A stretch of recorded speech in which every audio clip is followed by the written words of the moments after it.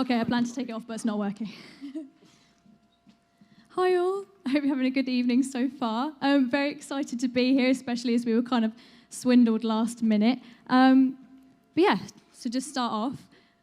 Our aim is just to help solve the mask crisis. You know, we're in the middle of a world pandemic. It's sort of hard to miss, but we're creating loads and loads of waste, and so we are producing and throwing away 3 million masks per minute, which is just a staggering amount of waste. And it's essentially just all going to landfill, but 75% is going into the sea. And the loops are going to get caught around fish, they die, the whole ecosystem depends on it. So yeah, we came up with an idea where we could essentially take from hospitals, from BID, from factories, their disposable masks. I heard one of the teams has come up with a platform called Scoop. Yes. And we're hoping that they are sorting out recycled materials, and maybe we could work with them to come get some disposable masks off of them. And yeah, our aim is just to take it to our industry and our customers mainly, and avoid them from going into the sea, avoid it from going into landfill, and just, yeah, help the economy improve carbon reduction. So yes, introducing Breathe.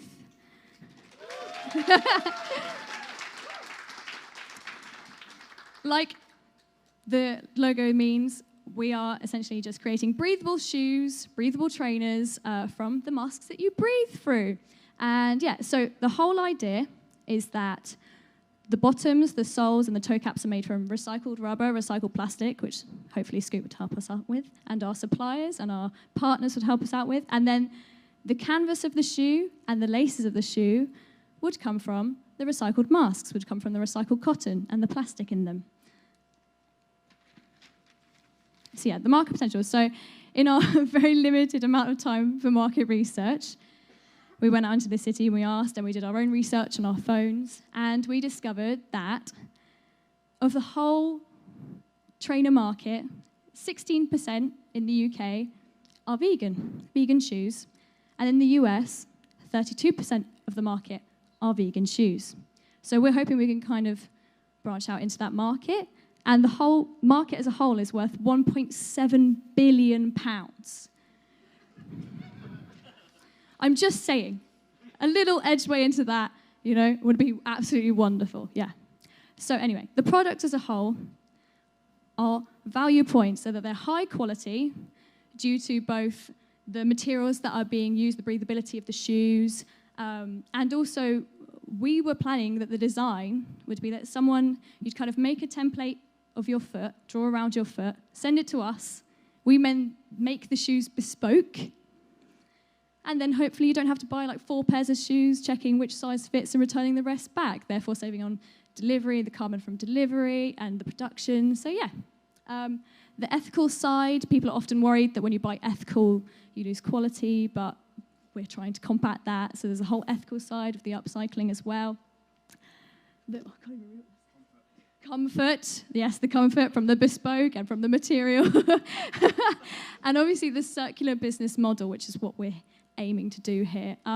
We were hoping that in our design, essentially, once you've done with the trainers that hopefully last for years and years and years, you could then contact us and we will send you a prepaid delivery package, which then you can send back to us. We can then melt that down, remelt it, make it back into the shoes. So upcycling and upcycling and upcycling, really.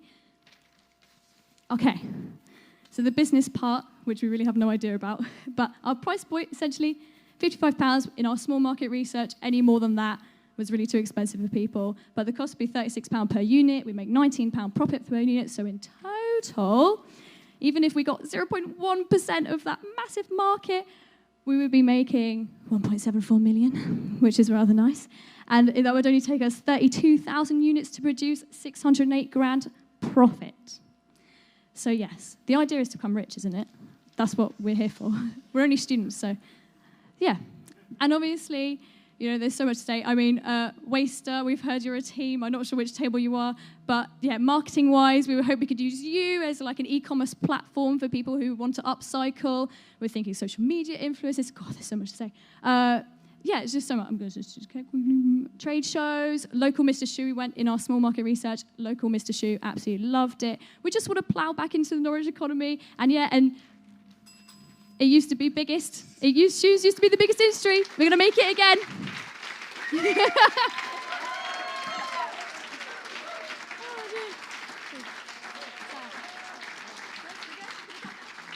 Oh yeah, should we go questions? Just questions. Stay up there a second. So, question, who's going? Yes. Okay. I'm going to ask a really tricky question. So, the durability of the shoe. Yes. What is the process from taking the raw mask Yeah. and turning it into a kind of cotton fabric? How does that work? Well, essentially, what our partners are that we were planning to go with were StartUpCycle and Vandal. Both in the production of shoes have been for a very long time, and in taking our design to them, I mean, they're geniuses at it, really, because they've made lots and lots of money. So we would hope that they know how to make a shoe very, very durable. And I mean, also the materials, the recycled plastic, the recycled rubber should essentially be as good as the last thing it was used on. And, remelting, reheating, hoping to just keep it going forever and ever. No problem. Thank you.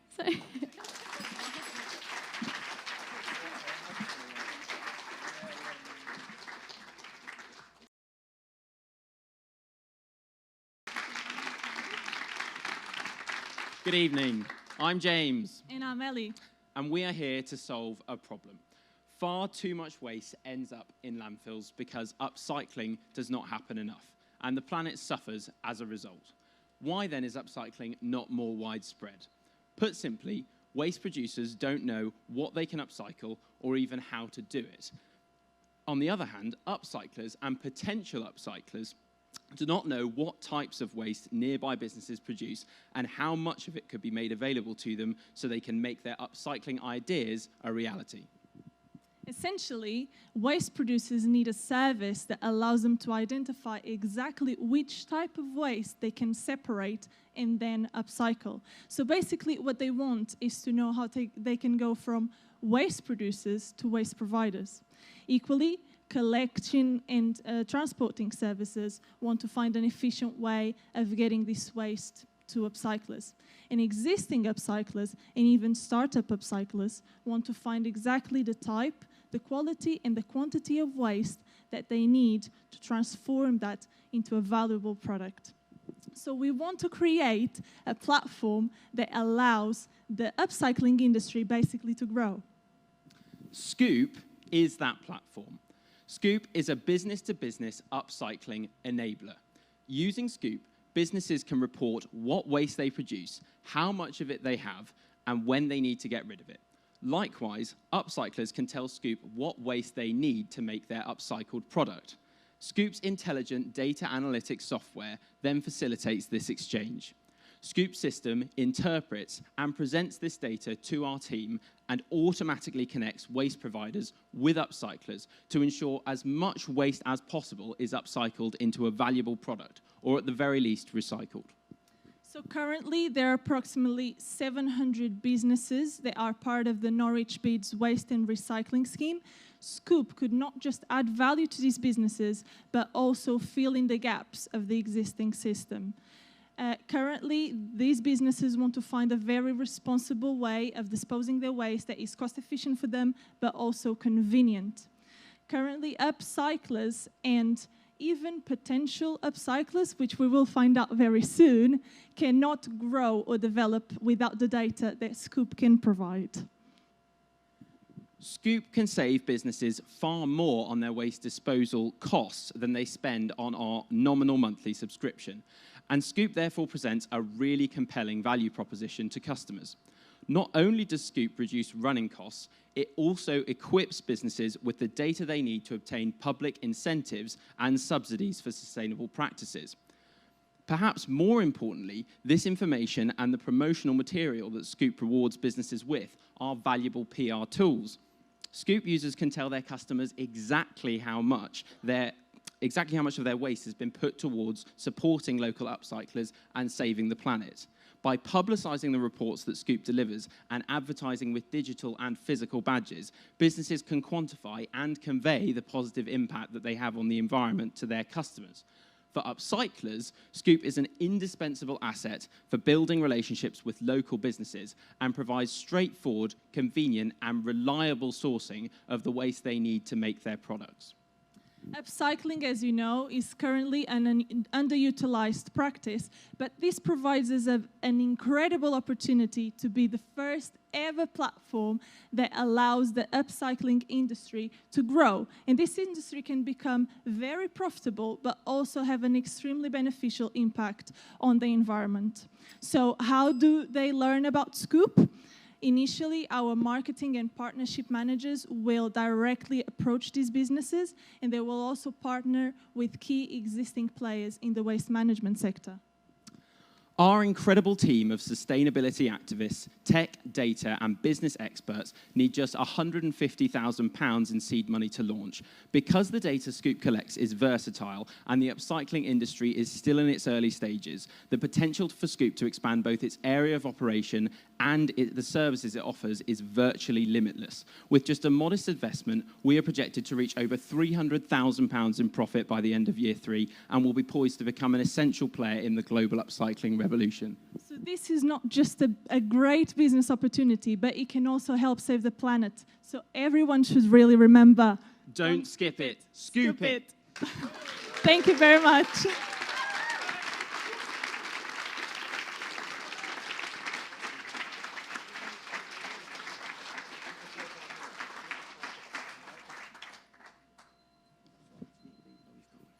You have one. Yeah. Very cool logo. Thank you. What research have you done into any other scoops or any patent protection or any of that stuff? What would stop anybody just replicating it around the country? Currently, there are businesses that are collecting data, like carbon thrusts, for example. There are businesses that are doing some sort of recycling, like Veolia, but there's no existing business that would collect this data and not just recycle, really upcycle the products. So I think we would be quite innovative in our offering. And in terms of data protection, there's a huge incentive for businesses to be more relaxed about what they're happy to share with us and what we're happy to share backwards, because ultimately the data is really valuable, as we've said, as a PR tool and to facilitate supporting upcyclers and reducing their own costs. So I think hopefully that would outweigh any concerns they'd have about protection of the data. But it would be stored on a secure cloud. That's a matter for our tech team, I think. This would all be behind their login. They would have to sign up to a plan in order to access this data. So this would not be readily available to them. Thank you, Scoop. Thank you.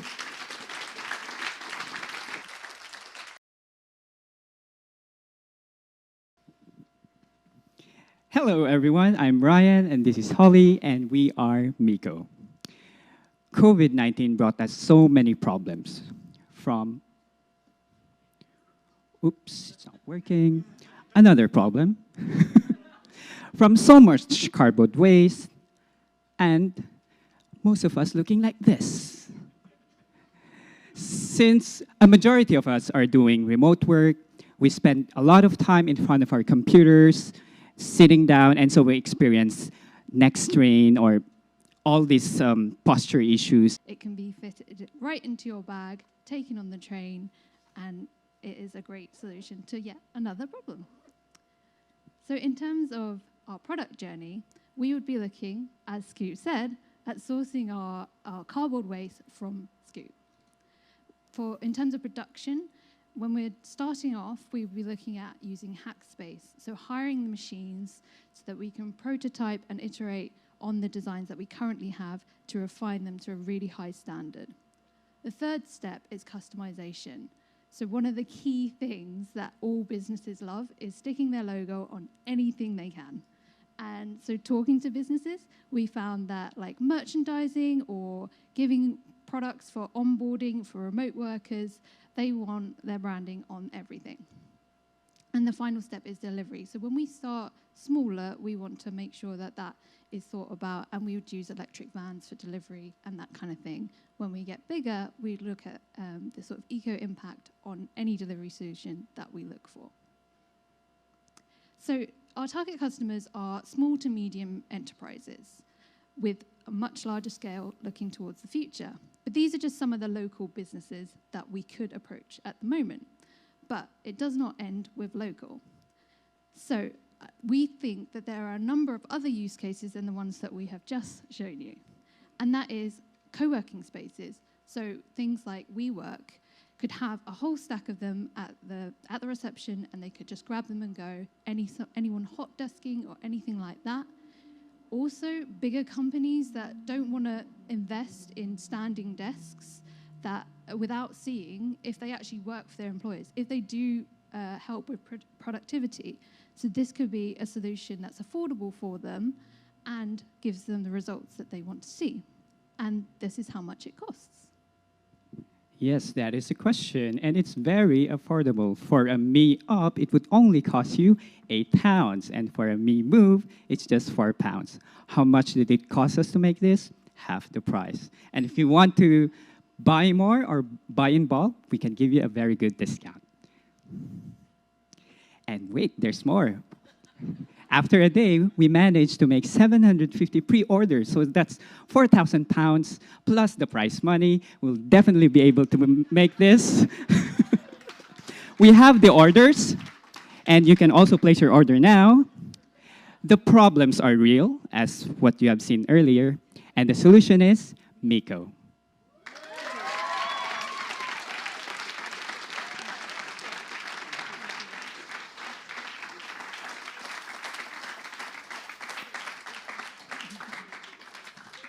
Thank you for that presentation. With somebody who suffered from a bad back through lockdown, I could appreciate your solution. I just wondered, how quick and easy are they to assemble yourself?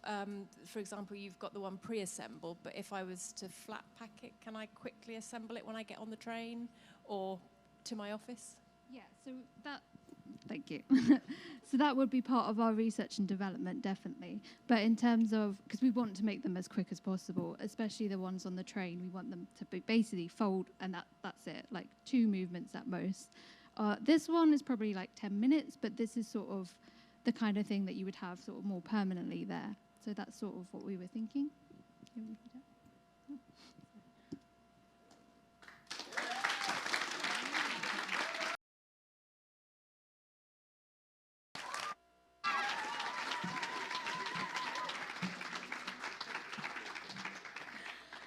Hello everyone, I'm super excited. So, we are indeed Zing, and we had the mission to make peel more appealing. Now, I know, right? We were inspired by Chenpi, which is a Chinese product that they have been using as a go-to pick-me-up for over 700 years. Now, what it is dehydrated, organic, mandarin peel. Added flavors are licorice and salt and sugar. And it gives you an instant hit and wakes you up. So we were inspired. Oh, I wish you could see what I'm seeing right now. It gives you that instant hit. Now, we've used that idea, but we have tweaked it for the UK palate because we understand that this isn't everyone's bag. So we have tweaked it, and we've tweaked the process slightly. Okay, it all starts locally. It all starts locally with our shops and retailers. And so far, we have at least a dozen letters of interest saying that they want to work with us in this process. So we have, on our fact-finding mission, this bin that you can see was a photo that was taken in Norwich, just down the road yesterday. One store throws away 10 of those buckets full of orange peel, about this big, every single week. We would collect that, and we would use cargo bikes to transport it to our facility. At our facility, we would then separate the pith from the rind. The pith can be used to make extra byproducts, And the rind is then, with a macerator, used to make small flakes. Those small flakes, now this is really cool, we've also got these dehydrators. We take the flakes to the dehydration station, I know, and this is so cool because not only is it solar powered, so it's not using any electricity, it's also made from completely upcycled waste products. We put it in there overnight. We come back the next morning and ta-da, our flakes are ready. Then we put the flavour in. We've been looking at some really exciting flavours that are definitely matched to the UK palettes. We then go inside, we package the product, and we then make sure it's in eco-friendly packaging, and our cargo bike delivers it back to the retailers that we're partnering with. It's a circular system. The bottom line on this is that from each store, we can take 4.5 tons of waste out of the system per store per year. But there's also money in it, don't worry.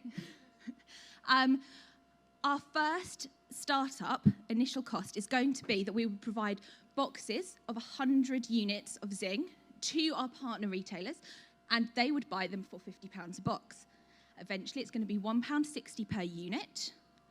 That gives us a potential revenue at full capacity of £4,415, but that's per one hydration unit. And of course, dehydration unit, sorry, per one, we could have more.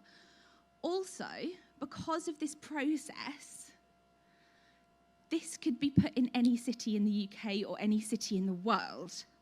So we've created a franchise model where we can share our technology, where we can share our process. And also, during this, we have come up with a ton of other byproducts using this process in order to make some amazing things. So, next time you feel like you want to reach for coffee or a sugary snack, grab a Zing.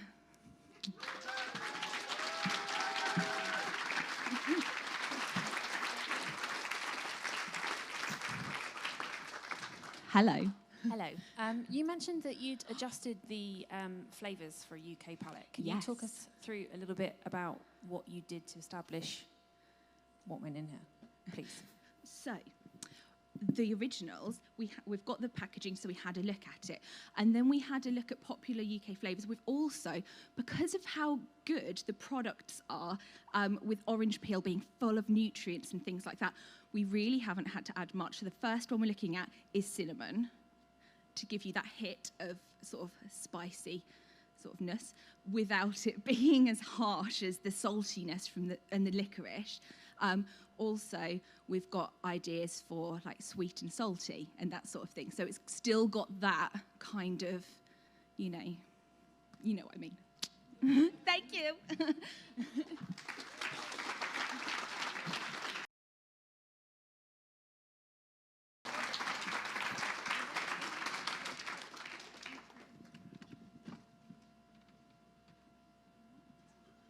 So just a bit of extra setup time.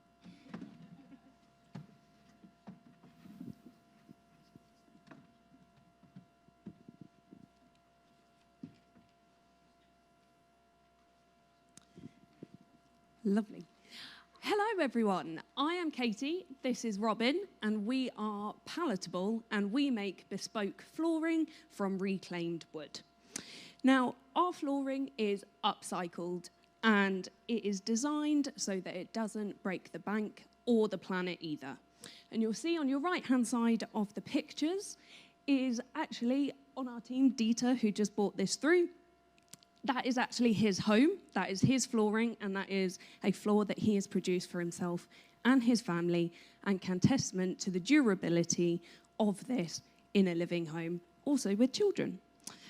Now, pallets themselves are a bad waste stream.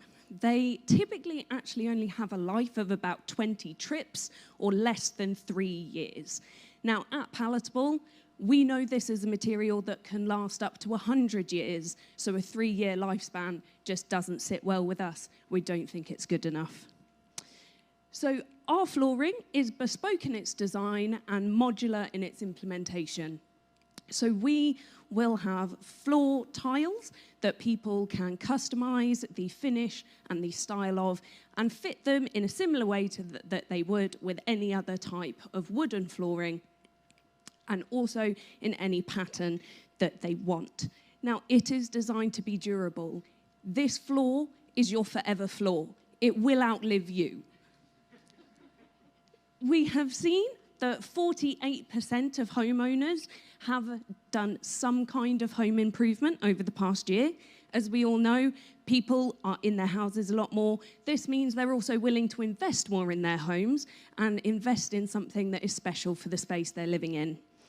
So we went out and we spoke to some of our potential customers who were really receptive to the idea. We're surprised to find that our prototypes and samples here were actually pallet wood, and we're happy to have them as part of their own homes. They were excited to have an eco-friendly but customizable option that doesn't exist on the market at the moment. Hello. So you might be thinking, how are we actually going to price this product? Well, we're looking for it to be $39.99 per square metre, and we have based that on costs that will give us a 56% profit, excluding labour in the first year of production. We had a look at some of the other options for flooring that are out there. The carpet here is at about £34 per square metre, limestone flooring at about 45, and then virgin wood oak flooring comes in at about 55 to £77 per square metre. So for the wood options, we believe that our price point gives a good value to the customer.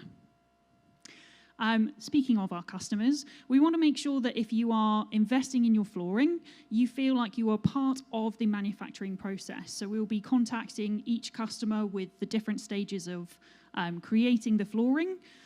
We will be introducing them to the members of our team that are creating each stage. You can see some wonderful photographs of Dita here collecting some of the materials yesterday. And we have produced these prototypes over the weekend. So our business is going to have 3 stages, and Dita's just going to let you have a little touch of the flooring so you can see that it is real. Our first stage is exploration, so that's looking at the viability of our production process. So is it scalable? Is it safe? What are our waste products? How can we use those waste products in other means? So what can we do with the nails, for example? And it allows us to really test our proof of concept before we take it to the next stage, which is generation. So this is looking at how we can scale up to 10 to 20 homes where we've used this flooring. We will use them as case studies and show the durability and the quality and some of the different variants that we can create for customers.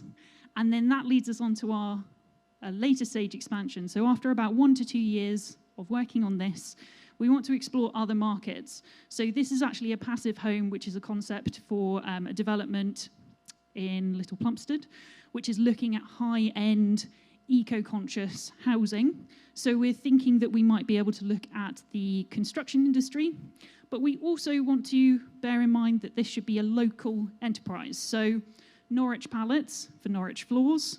We could franchise this to other cities so that if people wanted to follow this process, we wouldn't be saying that we're going to collect all pallets from the UK, delivered to all centres. We want it to be very much as carbon neutral as possible. So find your forever flooring with Palatable. Thank you.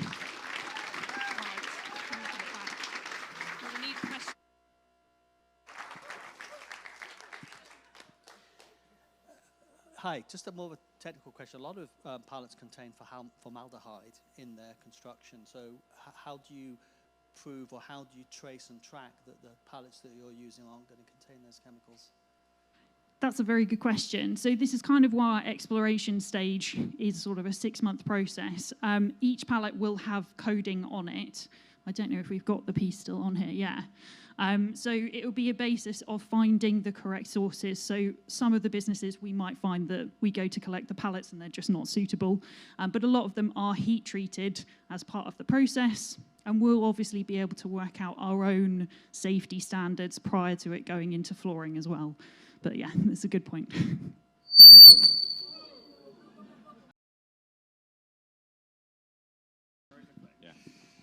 Good evening, everyone. I'm James, and this is Sam, and we are Waystr. We are a hyper-local marketplace for the purpose of buying and selling your upcycled products. So the big thing that we found out over the weekend is that a third of consumers are really highly engaged in this marketplace. They want to be involved. They want to buy these sorts of products. But that doesn't address the problem. The problem is that actually when we went out there, 10% of people, that's it, know what upcycled actually means. And out of all those people, not a single one had bought or knowingly bought an upcycled product. It's an incredibly engaged or potentially engaged market, but they don't know how to access the resources, the products that they need to work with it. And so we created the centralized system, Waystr. It's an online marketplace. It brings businesses, consumers, and everyone together to create a network of resources, products, ideas, innovations, and most importantly, inspiration. We want to target 3 key areas: our buyers, our sellers, and our resource makers. Now, we have existing businesses that produce the products, but they don't necessarily have a reliable mouthpiece that we can provide. They also don't have the stream of resources, and we've already held sort of preliminary discussions with the likes of Scoop and how they can help us resource those cheaply. And the same goes for the handcrafted makers. Why can't we build these with the people who've got these ideas, the small, the Etsy type people, and just need some inspiration on how to grow? When it comes to the buyers, we've already said there's 33% who want to do it, but the other 66% need to be engaged. We have community spaces, forums, tutorials, and other information that tells them why they should be. And then it comes to the resource makers. We need to get this off the streets, and we need to get it off in mass levels. 1 product is great. 100 products is even better. And we've already engaged with multiple businesses over the weekend, and the startling thing is this: every business that we spoke to not only wants to be involved, their products are on the Waystr website right now. We could launch tomorrow, and they could sell. We've seen people up here. George Bailey is the big one for me. He's from Coral Eyewear, turns over £1 million a year. I've got a lovely set of his glasses here. I'd encourage you to look at them. He thinks that they are, and this is an incredible opportunity to build his network. And we've already got most of the businesses here creating that truly circular economy. 3 goals: inspire, innovate, and empower. Inspire the smaller businesses, inspire those startups to come up with ideas, build their businesses. This doesn't stop with those who are there today. Innovate, get that centralized market space. Get the ideas together, the community, and focus on the products. And empower. Give them the resources, give them the know-how, and people who are inspired will deliver. So, we've got a platform, we've got the products, but how do you find us? We're going to work with Norwich Bid to use Norwich City as our interactive showroom, where we have a number of upcycled installations across the city. These could be from pallets to bins to bike racks to street art. The city really is our oyster. Of course, all of these products will be made with locally sourced waste, things like pallets, things like coffee grounds. Our ambient marketing will gamify the city through QR codes on these items. The QR code will take you to the Waystr platform where you can buy these items, but not only that, it will tell you what the product was made of, the businesses that were involved in providing the waste and the sponsorship of these, but also the amount of waste you saved going into landfill. We have 4 main retail resource streams that bring in income. We want to do our own product sales. Again, we want to work with Scoop, get the resources in cheaply and make our own products, the ones that James just talked about, and want to have it with a nice big profit margin. We want to go with our sponsorship and collaborations, from the installations to the entire platform. We want to bring other businesses in, and if you're small, we'll do 5%. If you're bigger, we'll do more. And we want to do events, both in the small businesses, at those installations, and on our tutorials. And we want to replicate this across Europe, and then across even wider. It's an easily replicable model. We want to use every resource possible and embrace that European feel. So what do we want to achieve? We want to make upscaling the norm within our community. You can have all the upcycled products in the world, but without awareness, we cannot sell them. We want to make a business that not just turns a profit, but enable. Sorry. Okay. Yeah. But yeah, it's products you want from stuff you don't in a city you love. We'll get it.